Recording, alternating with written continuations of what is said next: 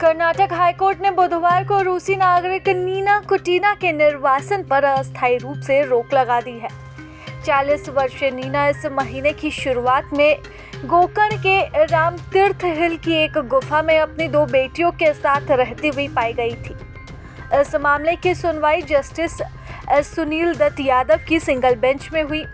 उन्होंने कहा कि नीना कुटीना को भारत से जबरन बाहर भेजना उनकी बेटियों की सुरक्षा और कल्याण को खतरे में डाल सकता है।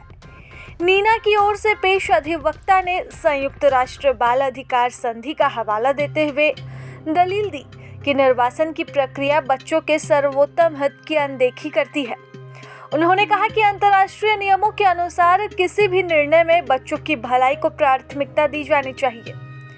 यूएनसीआरसी के अनुच्छेद 3 के तहत बच्चों को प्रभावित करने वाले सभी निर्णयों और कार्रवाइयों में उनके सर्वोत्तम हित को सर्वोपरि माना जाना चाहिए।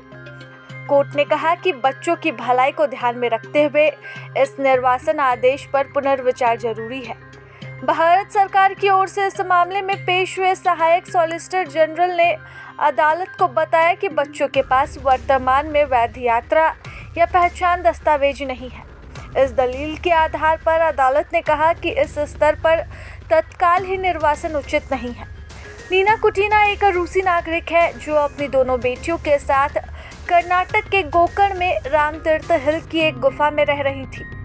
पुलिस के अनुसार नीना 8 साल पहले भारत में प्रवेश करने के बाद अपनी वीजा अवधि से अधिक समय तक भारत में अवैध रूप से रुकी रही।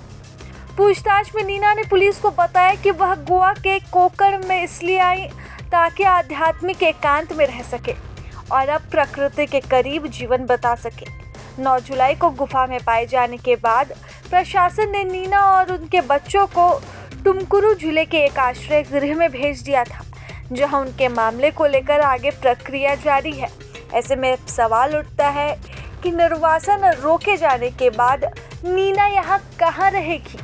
क्योंकि फिलहाल वह आश्रय गृह में रह रही है, तो वही अंदाज़ा लगाया जा रहा है कि सही तरीके से निर्वासन की प्रक्रिया पूरी हो जाने तक नीना यहीं रह सकती है।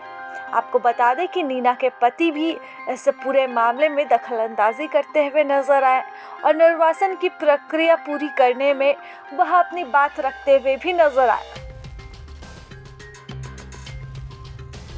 प्रभातखबर.com, विश्वास वही, रफ्तार नहीं।